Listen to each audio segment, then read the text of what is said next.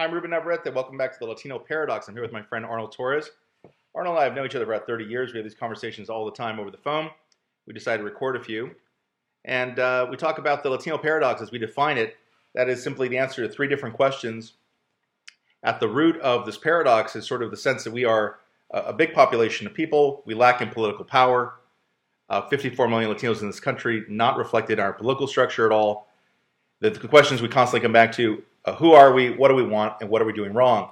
Arnold, today we have an interesting issue, and that is the immigration marches in Dallas, Texas, where thousands of people gathered, as they tend to do every so often, every few years or so, to protest immigration policy coming out of Washington.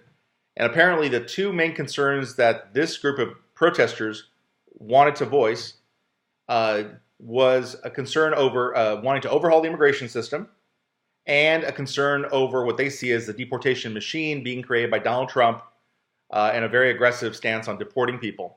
What say you about the fact that we seem to have only one weapon in our arsenal, and that's protest, protest, protest, and here we see it again? Well, I want to make sure that we do give the people, the organizers, a lot of credit for taking, especially the people who went out. In today's time, for everything you just said, that's a real dangerous thing that they did. Dangerous because if you're undocumented, you exposed yourself through film, through camera, to ICE agents who can easily use some of that footage. So I've got to give a lot of credit to the people who went. The numbers were small compared to what their mega march was 11 or 12 years ago. I think it was 3,500 this year. Before it was 300,000 to 500,000. But as you say, we constantly believe that this march is going to somehow, we're going to use it as a pivot to go on to bigger and better things. People who organized it, people who participated, may not really be saying that, but that's certainly how it's viewed, and it's very hard to deny that that's what a lot of people think is going to happen, that somehow this is going to stimulate people to come up and do the resistance movement.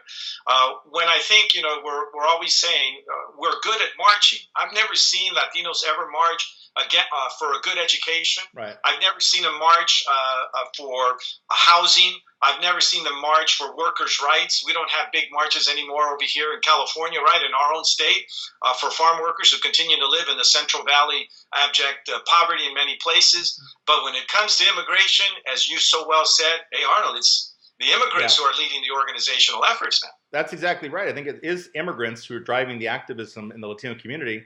So they're not as concerned with things like education, healthcare. They're concerned, they have one issue and only one issue, and that's immigration. And they define it as a reform of the immigration system, whereby either they're allowed to stay here legally without fear of deportation. They would love to have things like the freedom to travel, the freedom to drive to work.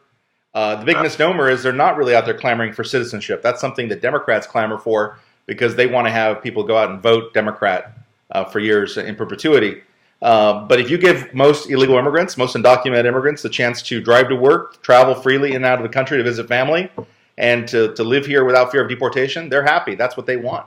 But for them, you're right. It all comes down to immigration.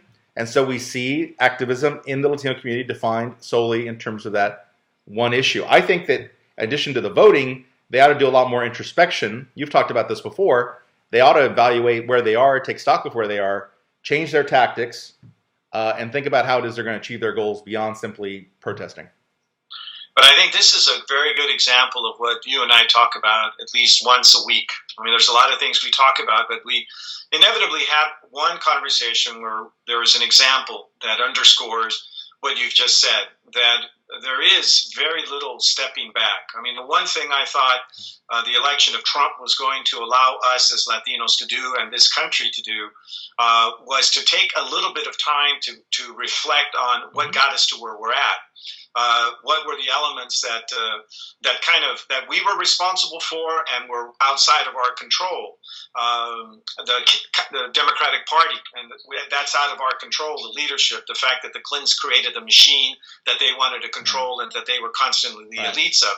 I mean, we've not done that. We immediately went into the resistance mode.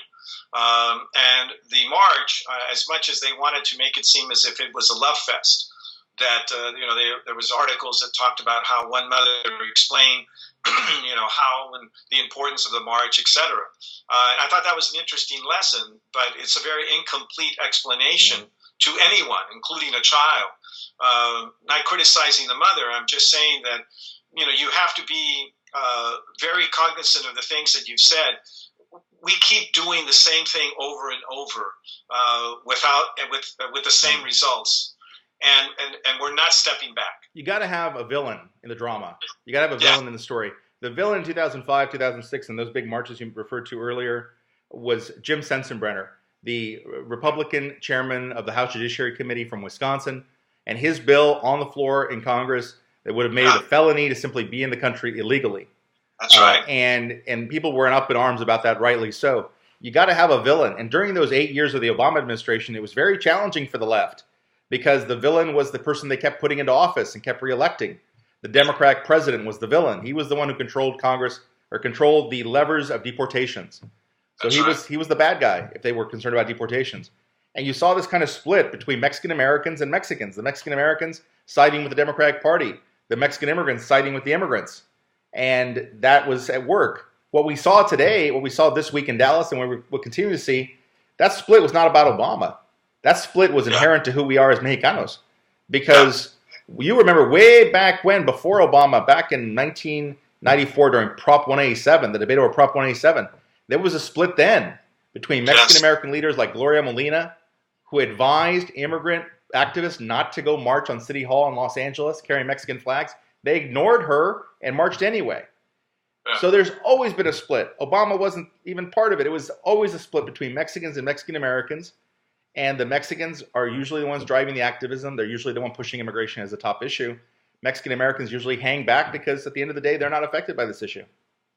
Well, I think the last time Mexican Americans were leading the effort on immigration was the IRCA law. That's because we were still very concerned about the discriminatory implications. 1986. That's right. It's a long time. And so that was the last time. I think you're absolutely right. And even then, there were tremendous amount of efforts by immigrants, community, and the leadership. There is no denying that the immigrant blood is fresh. It's hungry. It wants to engage. It wants to be part of this society. It is very much, I saw it firsthand. You've written about it consistently.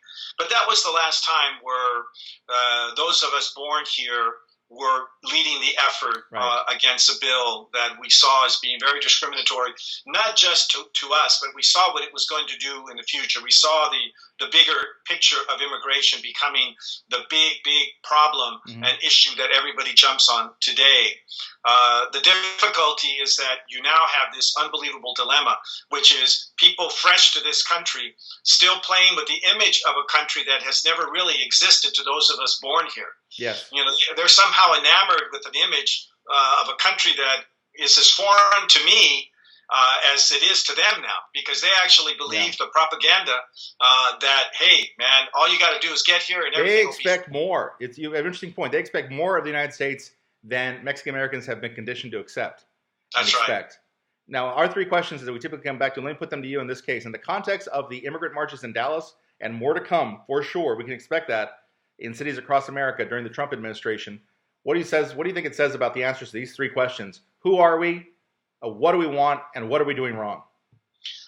Who are we? Again, we're a people that are very much wanting to simply be allowed to live a life, to pursue the things that most other people get to pursue. Unfortunately, so many of our people are not legally in the United States, and that is a very big issue to this current administration and certain sectors of America. That is, I think, who we are. We are a group of people who are struggling to be part of something that we always thought was going to accept us. And unfortunately, it keeps rejecting us. The way I answer the question is I split off into two different avenues here, a fork in the road. When I say who are we are two different communities.